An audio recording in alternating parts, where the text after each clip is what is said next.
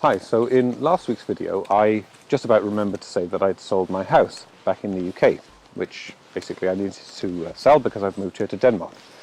Now you might have expected, as someone who formerly owned the IONIQ electric, that I then went straight out with the proceeds from the house and bought some kind of electric car, be that a second-hand IONIQ electric to replace the one I had in the UK, or something else.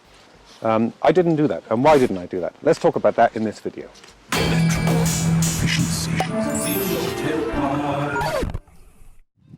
Yes, so same video and different child cycling, but yeah. At the start of 2019 I made a video asking, was 2019 going to be a good year for electric cars, or what did it sort of hold in store, really?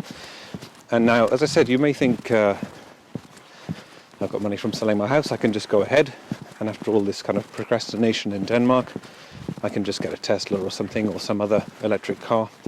But for some reason I find myself instead interested in electric bicycles. And even this week I've been looking at the World Solar Challenge with the electric cars there, and just all sorts of other things that are not quite a car, but are still sort of electrically powered, still have a focus like the IONIQ electric that I used to own on amazing efficiency, kind of the best uses of the resources of the planet, really, broader than just kind of like a car. So I think there's two things going on here. I think one thing is just my attitude towards cars has changed a bit after coming to Denmark. I'll talk more about that.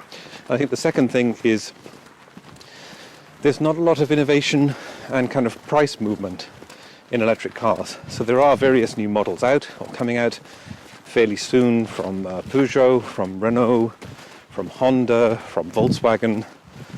Obviously the Model Y and things on the horizon from Tesla, although that'll be even more expensive than the Model 3. And various other things, high-end models from Mercedes, from Audi, maybe others. I mean, Jaguar's I-Pace is out and so on. So yeah, there are more cars around, more electric car models, but there hasn't been a lot of movement in terms of them becoming more affordable, or anything like affordable. In fact, the opposite is true, in that prices have gone up, and it's been fairly linear, that you get more battery capacity, you pay more for it. And there's been such low supply of particularly efficient models like the Hyundai Kona electric, particularly, and the Kia e-Niro, that people have been even asking above list price. So that's not good for kind of mass adoption of EVs. So clearly these are all kind of more efficient cars, but they're still cars. The sort of concept of having a car, using a car, is not challenged particularly by these electric car models. Some of them are, same body shells or engineering as kind of other models from legacy automakers. Some of them are built from the ground up, but it's still pretty much something you're going to drive, but you're still going to get stuck in traffic, still going to have to find somewhere to park it.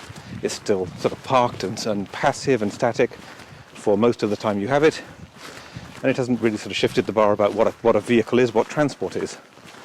And I think one of the things that's happened since coming to Denmark is I've kind of questioned that a bit, because I haven't needed a car immediately so much, although it would have been useful in some things, particularly to do with a lot of the moving and furniture things.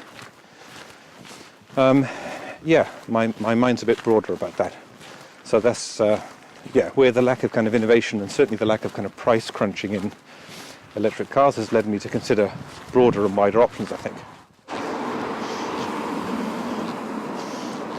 Actually a Tesla there, off in the distance, just past my daughter on her bike. So yeah, there's a little bit of walking along shows, and obviously the noise is only one factor of it.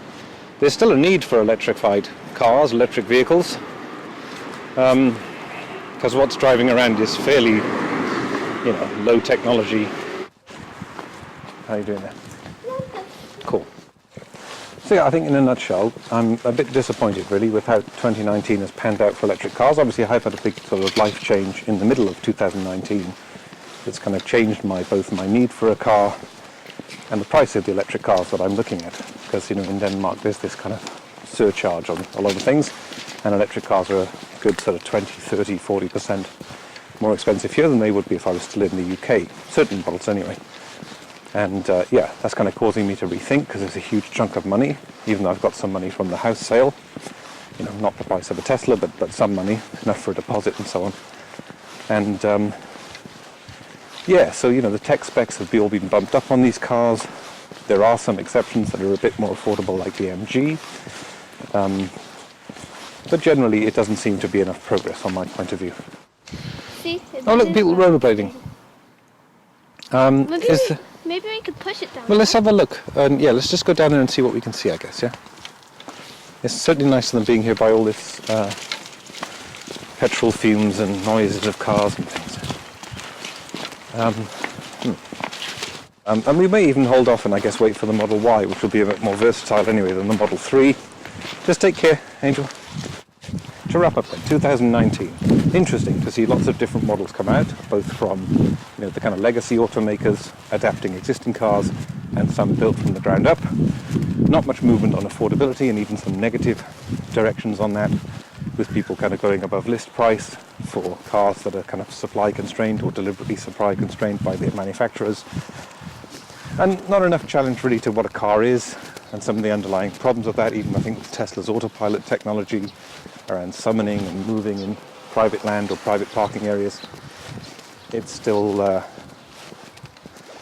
pretty much the same concept as the car, and I kind of wonder whether actually some of the interest around electric cars is because they don't challenge people's ideas that much. They do in a lot of ways, but it's still a car. It's still substituting one type of car for another one that's obviously a lot better for the planet, a lot lower emissions, and certainly zero tailpipe emissions in use.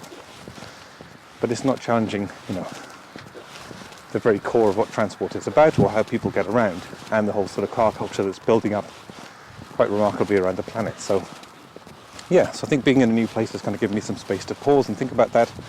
We'll see what comes. My electric bike should be here soon. That's going to be a lot of fun, I hope. And yeah, now I'm basically going to stop and eat a sandwich with my daughter. So yeah, with that, please subscribe if you'd like to see more videos from me. I'm not sure if I'll do more walking ones like this. We'll see how the audio and so on turns out. But yeah, just wanted to do it today to be able to spend time with family. So yeah, now we're going to eat our sandwich. So please subscribe if you'd like to see more videos from us, and bye for now. Bye. That's cool, look at that.